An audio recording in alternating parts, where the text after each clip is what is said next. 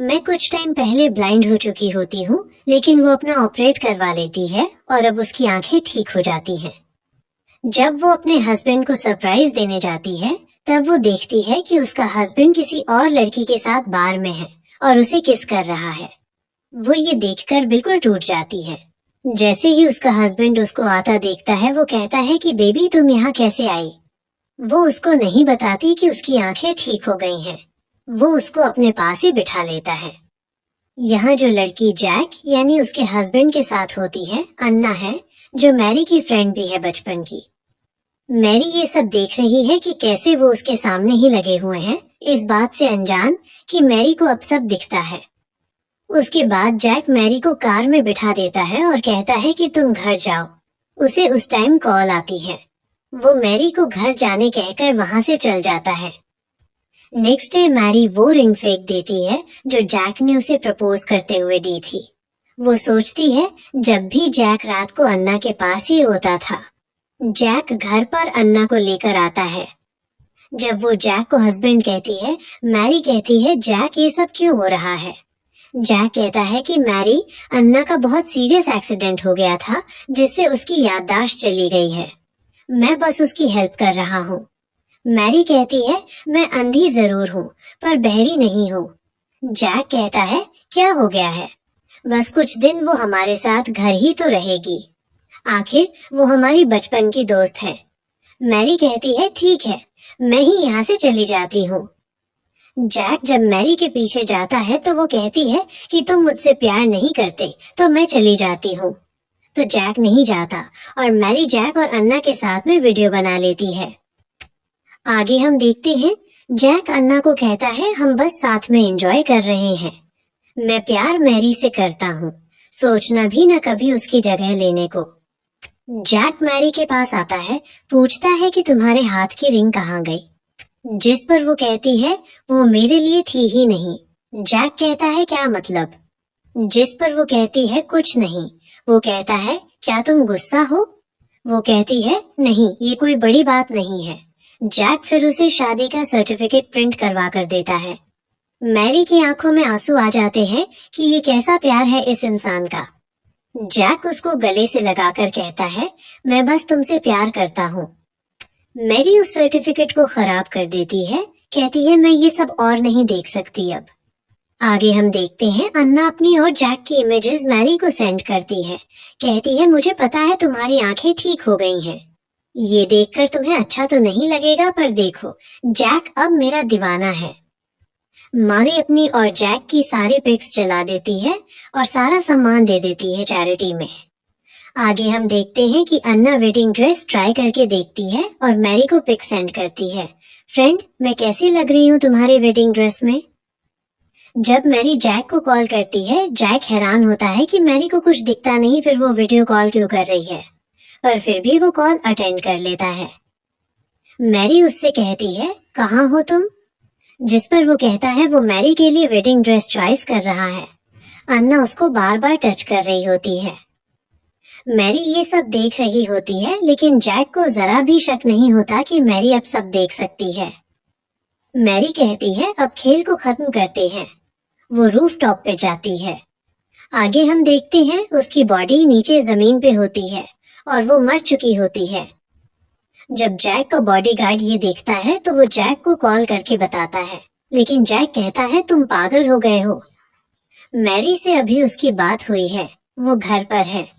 Jack अभी अन्ना के साथ होता है क्योंकि वो प्रेग्नेंट थी। वहाँ ही वो मैरी की डेड बॉडी लेकर जाते हैं, लेकिन जैक समझता है कोई और है, वो गौर नहीं करता। आगे शादी का दिन करीब आता है और जैक हॉल में होता है जब वो मैरी के छोटे कजिन को देखता है कि वो भी किसी के फ्यूनरल में आया है। वो फ्यूनरल मैरिज हॉल के ऊपर वाले पोर्शन में होता है। फिर जैक स्टेज पर जाकर कहता है मैं और मैरी 7 साल के प्यार के बाद अब शादी कर रहे हैं। इतने में ब्राइड आती है जिसका फेस कवर होता है।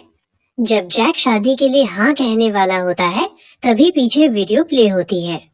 ये तभी की वीडियो थी जो मैरी ने बनाई थी। सब देखकर हैरान हो जाते हैं।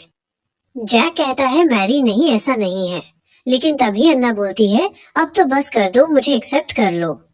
जैक कहता है तुम यहाँ, जब जैक का बॉडीगार्ड उसे कहता है कि मैंने आपको कहा था ऊपर मैरी मैडम का फ्यूनरल है, पर आपने कहा मेरी शादी की जगह किसी का फ्यूनरल नहीं हो सकता, आपने उनका फ्यूनरल भी खराब कर दिया। जैक जाने लगता है, तब अन्ना उसको रोकती है कि मेरी तबीयत ठीक नहीं, जिस पर जैक कहता है तुम्हें जीने का हक भी नहीं, और वो अन्ना को छोड़कर चला जाता है। जब वो फ्यूनरल में जाता है, देखता है मैरी की फोटो होती है और वहाँ मैरी की बॉडी भी होती है। जैक बहुत रोता है, तब सैम, मैरी का कजन कहता है, वो कहता है कि तुम्हारी वजह से आज मैरी जिंदा नहीं है। जैक कहता है क्या मतलब है? तब वो जैक को एक कागज देता है जिस पर मैरी ने सब लिखा होता है कि कैसे जैक उसके सामने ही अन्ना के साथ था, वो सब कुछ।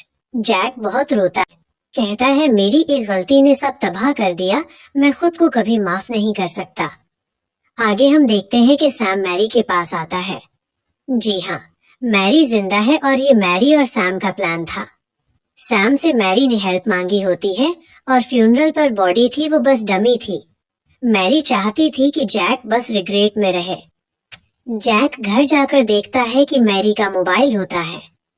वो देखता है कि मैरी ने कैसे हर पल को राइट किया होता है मोबाइल के नोटपैड में, और वो सब चैट भी देख लेता है जो अन्ना मैरी को भेजती थी, वो सब फोटोज वगैरह।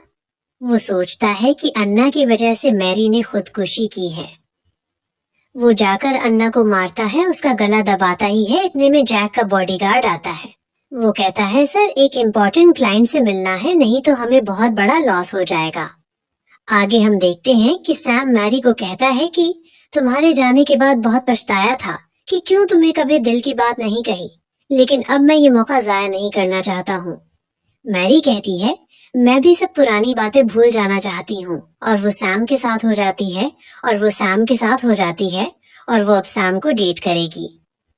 जैक देखता है घर में मैरी का कोई ड्रेस, कुछ भी नहीं होता। जैक को शक होता है कि कहीं मैरी जिंदा तो नहीं। वो कंपनी जाता है जहां उसको सैम मिलता है। सैम कहता है तुम जैसे इंसान को कंपनी में आने की परमिशन नहीं है। जैक को इनविटेशन आता है जो सैम के राइवल ने भेजा होता है, क्योंकि मैरी अब सैम की हेल्प कर रही थी। मैरी बहुत अच्छा रोबोट डिजाइन कर रही थी। वो लोग चाहते थे कि मैरी डिजाइन ना कर सके। अब हम देखते हैं कि मैरी और सैम एक कॉन्फ्रेंस में जाते हैं। मैरी ने मास्क लगाया होता है। जैक उसको दूर से देखता है, कहता है वो मैरी है, लेकिन उसका बॉडीगार्ड कहता है नहीं सर, आपको कोई गलत फहमी हुई होगी। मैरी भी जैक की आवाज सुनती है लेकिन फिर इग्नोर करती है। आगे हम देखते हैं कि जैक कॉन्फ्रेंस में आ जाता है, सबसे पूछता है कि इस लड़की को देखा। फिर मैरी और सैम स्टेज पर आते हैं और अपना रोबोट दिखाते हैं। तब मैरी अपना मास्क उतारती है और बताती है कि मैं मैरी जिंदा हूँ। तब जैक भी देख लेता है।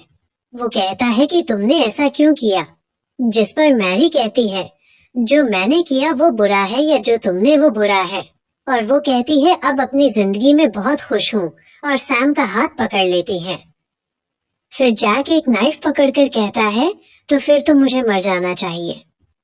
मैरी उसको रोकने वाली होती है, तभी उनके राइवल की तरफ से कोई मैरी को मारने आता है, लेकिन जैक बीच में आ जाता है और उसको चोट लगती है। वो सोचता है कि मैंने जो किया हो सकता है कि अब तुम मुझे माफ कर दो, और जैक मर जाता है। मैरी बेहोश हो जाती है। आगे हम देखते हैं सैम मैरी को प्रपोज करता है और अब मैरी और सैम साथ रहते हैं। तो कैसी लगी स्टोरी? क्या जैक के साथ जो हुआ वो ठीक था? कमेंट करके जरूर बताना। मिलते हैं अगली वीडियो।